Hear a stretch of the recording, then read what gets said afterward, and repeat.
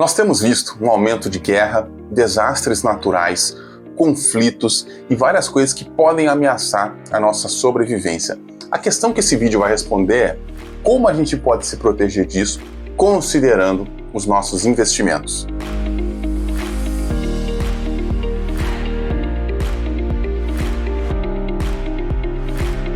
Sejam bem-vindos ao canal Valoriza, eu sou o Enéas e hoje a gente vai conversar um pouquinho sobre os investimentos que podem nos preparar para um colapso ou para uma situação aí mais grave na sociedade.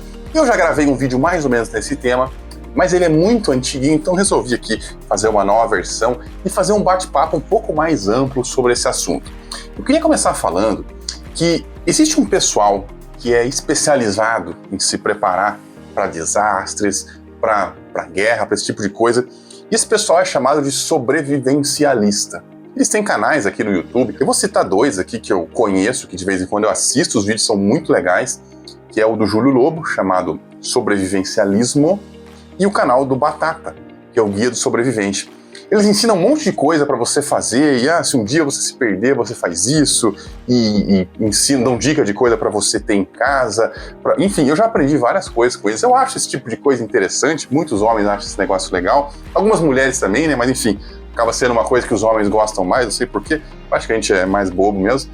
E isso serve para algumas coisas são úteis. Por exemplo, aqui no interior de São Paulo, a gente teve uns anos atrás a greve dos caminhoneiros. Teve, na verdade, no Brasil inteiro, mas aqui especialmente a gente ficou com um desabastecimento de algumas coisas, inclusive gasolina, postos de combustíveis. Nos primeiros dias eram filas enormes, você ficava horas para abastecer, quem conseguiu, e depois não tinha mais combustível, zerou, estava tudo seco. Quem tinha combustível no tanque tinha, quem não tinha ficou sem. E eu aprendi uma coisa, né? Com esse pessoal aqui, que é nunca deixar o tanque menos da metade. Isso é uma coisa que eu aprendi, é uma besteira, mas eu sempre faço isso, me ajuda a não passar por esses apertos aí, ou simplesmente quando eu vou sair à noite por causa de alguma emergência, eu não tenho que pegar e passar no posto, abastecer o carro antes. Enfim, só tô dando um exemplo para vocês que tem muita coisa útil nesse meio, tá? Não é só baboseira. O problema é que isso acaba sendo só uma fonte de gastos, acaba virando uma lista de compras para você, e aí você compra lá coisas de sobrevivência e se você tá achando isso um exagero, vai olhar esses canais, os comentários, o que as pessoas falam, você vai ver que as pessoas vivem isso. Então elas têm lá, né, uma faca de R$1.500, mas não tem R$1.500 na reserva de emergência. E quando a gente fala de desastres, de problemas graves, de crises, de colapsos, a gente precisa pensar em quê? Em mitigar risco, diminuir risco. E a gente tem que mitigar riscos reais, não riscos imaginários. Se a gente tem riscos que são mais prováveis, é nesse que a gente tem que focar. E muitas vezes a gente não faz isso. A gente quer ter aquela visão hollywoodiana de não, vou sobreviver ao apocalipse zumbi. E eu tenho uma notícia para você. Se acontecer um apocalipse zumbi, você provavelmente vai ser um zumbi e não precisa se preocupar em sobreviver. A gente vive num mundo capitalista, o que significa que o capital é um dos recursos mais importantes que a gente pode ter. Não é o único, mas é um dos recursos mais importantes. Dentro disso, eu diria que antes de você querer ser um cara preocupado em ter um bunker na sua casa, preocupe-se com a sua conta bancária. Preocupe-se em ter a sua reserva de emergência. E as pessoas falam assim, mas se acontecer um monte de desgraça, o que vai adiantar a minha reserva de emergência? Eu te digo o que vai adiantar. Imagina que você é o pai de um jovem russo que vai ser chamado para servir na guerra contra a Ucrânia. Os russos mandam lá os soldados, vocês sabem que eles não ligam muito para quem eles mandam, e aí acabam, né, usando os soldados, especialmente os recrutas, como bucha de canhão. E seu filho vai ser um desses. Se você tem uma reserva de emergência, se você tem dinheiro, você consegue pelo menos tirar o seu filho do país. Mas os oficiais vão fechar as fronteiras, né, como realmente fizeram, tal. Vão fechar as fronteiras. Gente, vocês não podem ser tão inocentes assim, né? Vai fechar as fronteiras, ok, você chega na fronteira lá, o guarda fala, não pode passar porque ele tá na idade de ser recrutado. Aí você fala assim, não, mas eu tenho aqui $10.000. Aí o guarda fala, seja bem-vindo ao outro país lá, seja lá qual for. Porque, gente, é assim que a vida funciona. Mas é imoral fazer isso aí. Depende. Imoral pra mim é mandar o filho lutar numa guerra que ele vai morrer. Imoral pra mim é lutar, né, matar pessoas por uma linha imaginária no mapa mundi que eu não desenhei, que não faz a menor diferença pra mim. Então, cada um tem a sua moral. Estamos falando aqui de uma situação extremamente extrema, né? Mas só para mostrar para vocês que dinheiro na conta resolve. Estourou uma guerra civil no Brasil. Eu tenho dinheiro, eu saio do país antes mesmo de estourar. A coisa tá ficando preta, eu saio do Brasil. Aconteceu lá uma catástrofe aqui, minha casa vai ser alagada e eu vou ter que sair às pressas. Você pode ter uma mochila de evasão, como o pessoal fala, isso é muito legal, acho que tá tudo bem, quer ter, tem e tal. Mas se eu tenho dinheiro, eu vou para um hotel e não para um abrigo numa escola pública junto com um monte de gente, né? Então, assim, eu não tô aqui desmerecendo nada, tá, gente? Acho que a gente tem que se preparar para as coisas. Mas vamos ser inteligentes, né? O dinheiro compra muito mais coisa e, inclusive, compra segurança. O que eu quis dizer até agora é o seguinte: a gente tem que se preparar para as coisas que acontecem na vida, mas toma cuidado para você não ser um tonto, né? Ah, eu tenho lá um multitool de R$2.000, né? Mas se eu perder o emprego, eu não tenho o que comer, porque eu não tenho uma reserva de emergência. Aliás, a desgraça mais comum que pode acontecer com você é perder o emprego. Mas esse aqui é um canal de investimento, não um canal de sobrevivencialismo. Para isso você tem lá os nossos amigos Júlio Lobo e Batata, que eu já falei, vou até deixar o link do canal deles aqui na descrição, vocês podem ir lá e se divertir com isso. A questão é que aqui eu falo de dinheiro. E aonde é que eu posso investir para minimizar o meu risco como indivíduo? E a primeira coisa que eu vou falar para vocês, antes de falar ativo por ativo, é o seguinte: diversificação. Não tem nada que reduz o seu risco mais do que não ter todos os ovos na mesma cesta. Não tenha tudo em um lugar só. Ah, eu tenho muitos investimentos, todos no Brasil. Parabéns, você não tem nada. Por quê? Se tiver um governo de exceção, se tiver uma situação complicada, você pode simplesmente não ter mais acesso aos seus investimentos. Isso já aconteceu aqui no Brasil, a gente já teve até a nossa poupança, né, surrupiada pelo Collor naquela época e tal. Enfim, já aconteceu. Então você tem que ter parte do seu capital, né? Além de ter investimentos diferentes no Brasil, né? Eu tenho ações, mas eu tenho imóveis, mas eu tenho fundo imobiliário, mas eu tenho renda fixa, mas eu tenho título público, mas eu tenho um monte de coisa. Além disso, você tem que ter dinheiro fora do país, claro. Isso pode ser difícil, pode ser inacessível para algumas pessoas em um certo momento, mas em algum momento você tem que caçar isso aí, porque isso vai aumentar a sua segurança, e eu sou obrigado a falar aqui o que é verdade, né? Enfim, se você vai gostar ou não, aí o problema é seu, mas a realidade é essa. E a realidade é melhor do que qualquer fantasia. Ter capital fora do Brasil ajuda na segurança. Ah, então vou colocar todos os meus investimentos fora do Brasil. Não também, porque aí você vai correr um outro risco, que é o risco de ter algum problema, seja nesse outro país, né? Vai ter um problema nos Estados Unidos, ou uma crise diplomática entre o Brasil e os Estados Unidos, por exemplo, né? Aí o nosso presidente fala alguma bobagem lá e os caras ficam ofendidos, e aí fala, agora o brasileiro que tem dinheiro aqui nos Estados Unidos não vai mais poder sacar. Pode ser. Eu acho isso bem difícil, tá? Mas diversificação não é tirar o dinheiro daqui e colocar lá. É simplesmente diversificar. Ter várias coisas diferentes em vários lugares. E outra coisa, diversificar nos Estados Unidos é em corretora dos Estados Unidos.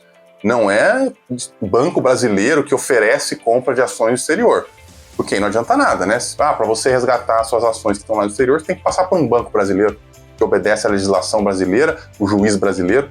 Não dá, né, gente? Tem que ser realmente uma corretora norte-americana, que os norte-americanos usam, nada dessas corretoras meio brasileira aí também, que isso aí também, obviamente, não vai funcionar. Vai até funcionar no dia a dia, né? Mas no momento aí de crise grave, de colapso da sociedade ocidental, não vai funcionar. Provavelmente o que vai acontecer é que você não vai conseguir acessar nada mesmo. Mas, além da diversificação, você tem alguns ativos que nos protegem de crises graves, né? Que vão ajudar você e a sua família a passar por esses momentos difíceis. E todos esses ativos são melhores do que uma tenda e uma faca de sobrevivência, tá? Garanto isso para vocês. Primeiro, moeda forte. E moeda forte hoje em dia é dólar, tá? Você pode ter alguma outra se você quiser, mas claro, a primeira é o dólar. A moeda mais forte, o mundo inteiro negocia em dólar, né? Já foi mais forte do que é hoje? Talvez. Mas é assim, tá longe de não ser a mais forte, mas muito longe. A gente não consegue nem enxergar um momento no qual o dólar não é a moeda mais forte. Então, dólar. Como é que eu vou ter dólar? Bom, você pode ter dólar em conta internacional, não é em conta brasileira. Então não adianta você pegar lá a sua conta do Bradesco e falar, não, o Bradesco oferece uma conta em dólar. Não é isso. É um banco fora do país. Um banco na Europa, um banco nos Estados Unidos, um banco em outro lugar. Essa é uma opção. Outra opção é ter dinheiro em casa. E aí aquela coisa, né? Você ter o dólar numa conta internacional oferece alguns riscos. Você pode não conseguir usar esse dinheiro no Brasil. Agora, se ter o dinheiro em casa também oferece alguns riscos, né? Porque você pode ser assaltado e perder todos os seus dólares. Então você tem que ver o que é menos mal na sua situação. Mas o dólar é um ativo à prova desse tipo de crise. Agora, se a gente está falando assim de um colapso, né? Que as pessoas gostam de imaginar, mais hollywoodiano, que aí até os Estados Unidos perde credibilidade, portanto o dólar também perde credibilidade, a gente vai para um ativo que não depende de nenhum governo falar que ele tem valor. E esse ativo são os metais, né? A princípio, temos mais, mas vamos falar dos metais primeiro. Os metais, que daqui claro, estamos falando aqui mais do ouro, tem valor porque eles têm valor, porque as pessoas acreditam que ele tem valor, porque ele é bonito, porque ele serve para fazer joia, porque ele serve para ser eletrônico, porque ele tem valor. Ninguém tem dúvida que o ouro tem valor. Ninguém tem dúvida que um pouquinho assim de ouro vale um monte de carne. Um pouquinho assim de ouro vale, sei lá, um monte de comida, um monte de produto. Que um pouquinho mais assim de ouro vale um carro. Ninguém tem dúvida disso. Todo mundo sabe que ouro é muito valioso. E isso é uma constante por toda a história da humanidade. Então dificilmente isso aí vai mudar. Esse negócio realmente tem valor. Ah, e a prata e outros metais? Bom, aí é o seguinte, a prata também tem seu valor. Mas, no Brasil, não existe prata ativo financeiro. Existe ouro ativo financeiro no Brasil, que é o ouro 24 quilates, é o ouro puro. Ouro ativo financeiro não paga imposto sobre mercadoria, então você compra ele com um preço bacana. A prata é considerada uma mercadoria, então tem ICMS, tem imposto, e o que acontece é que no fim das contas a prata custa caro. Muito mais caro do que ela realmente vale. Ah, então eu não posso ter prata? Não, gosta de prata, tenha prata também, né? Tenha tudo, não tem problema. Mas o que eu estou dizendo é o seguinte, se você for comprar ouro, suponha lá que o ouro tá, né, hoje, eu consultei hoje inclusive, o ouro tá R$325 o grama. Se eu for comprar uma barrinha de 1 grama, eu vou pagar mais ou menos R$350. É, um pouco menos, um pouco mais, depende da corretora. Então quer dizer, eu vou pagar um pouquinho a mais do que o preço dele, né? Claro, você tem frete, você tem o IOF, que é Imposto sobre Operações Financeiras, porque como eu falei, ouro é ativo financeiro, ouro é dinheiro, prata não. A prata, eu conferi o preço hoje que eu estou gravando isso aqui, ela custa R$3,70 o grama. Então, cada grama de prata custa R$3,70. Se você vai comprar uma barrinha de 1 grama, você vai pagar uns R$10. Uma barrinha de 10 gramas vai pagar R$100. Ou seja, você vai pagar o triplo do que aquele negócio vale. A prata, o ouro não. E algumas pessoas falam assim, ah, mas se custa R$10 é porque vale mais ou menos R$10. Não é, porque você pega um país vizinho e custa 1/3 do preço. Em países onde a prata tem essa qualidade de ser ativo financeiro, ou simplesmente não tem essa tributação toda, você vai comprar a prata muito perto do valor de mercado. Então você vai estar pagando mais caro. Ah, então não posso ser prata? Não, quer ter prata, tenha prata, tá? Mas o ativo financeiro aqui no Brasil aceito é ouro. Ouro, você não fica pagando muito imposto, você compra e vende, você vai pagar imposto como se fosse dólar, como se fosse dinheiro, como se fosse outra coisa nesse sentido, tá? Então, por isso que o ouro é mais interessante. Agora, como é que eu vou armazenar esse ouro? Você pode comprar o ouro e deixar lá numa empresa especializada, que eles oferecem lá a custódia do ouro para você, ok? Aí tem os seus próprios riscos, né? O ouro não tá com você. E você pegar o ouro e botar dentro da sua casa, também tem os seus próprios riscos, né? Porque aí você vai estar com o ouro dentro da sua casa e você pode ser assaltado, né? Então, assim, não sei o que é melhor ou o que é pior. Cada um tem que pensar aí o que acha melhor ou pior. Mas tem uma terceira categoria de ativos que também é a prova de crise, a prova de desastre, que são as criptomoedas. Algumas pessoas aceitam isso como reserva de valor, outras pessoas não. É polêmico porque é novo e não tem nenhum país do mundo que usa essa moeda como reserva de valor. Né? Até fala assim, tem país que aceita a negociação de Bitcoin, né, como é El Salvador, você pode comprar as coisas com Bitcoin, mas o preço você vai lá comprar um pãozinho, o preço do pãozinho não está em Bitcoin, está em dólar. Na hora de pagar, você vai lá e converte para Bitcoin. Então, assim, ninguém usa o Bitcoin como, né, uma reserva de valor, como algo que indique realmente o valor das coisas. Mas, apesar disso, você pode querer ter o Bitcoin ou o Ethereum, né, ou algum outro, mas assim, de preferência os maiores, né, gente, sem especulação, essa área aí é muito cheia de especulação. Mas, mesmo que você não queira ter, é interessante saber usar. Porque conhecimento não pesa na mochila. Se você sabe usar esse treco, criptomoeda, sabe fazer uma transferência, e por mais simples que seja, você consegue transferir quantias para outros países, para qualquer lugar que você quiser. Não tem, é dinheiro sem fronteira, efetivamente. Então, por mais que você não queira ter, pelo menos aprende a usar. Porque no momento de desgraça, você consegue pegar recurso e transferir para fora. Vender um imóvel, vende em Bitcoin e tira o Bitcoin daqui. Vende lá e, né, se muda daqui e leva o Bitcoin junto. O Bitcoin ele não fica armazenado, ele fica armazenado na rede, ok? Mas a chave fica com você. Você pode anotar num papel, você pode ter uma carteira, um hardware wallet, você pode memorizar as palavras, né? Meio perigoso, mas você pode fazer isso. O importante é você ter ali aquelas palavras. Tanto Bitcoin, quanto Ethereum, quanto outras que existem, tá? Eu não vou aqui entrar nesse assunto, se você quer saber mais sobre isso, deixa nos comentários também, eu faço um vídeo só sobre isso. Vocês que mandam os assuntos dos próximos vídeos. Então, pelo menos aprende a usar. E vamos caminhar logo aqui para a conclusão, porque eu acho que eu já falei demais sobre esse assunto. A ideia do vídeo aqui era mesmo ter uma conversa com vocês. Eu até fiz algumas anotações aqui, mas não preparei exatamente todo o conteúdo. Mas a questão é, não se iluda com essas coisas hollywoodianas. O fim do mundo, se acontecer, vai acabar o mundo para você, para mim, não vai fazer nenhuma diferença. Não seja maluco. Não tenha um kit de sobrevivência de 10 mil reais se você não tem 10 mil reais na sua reserva de emergência.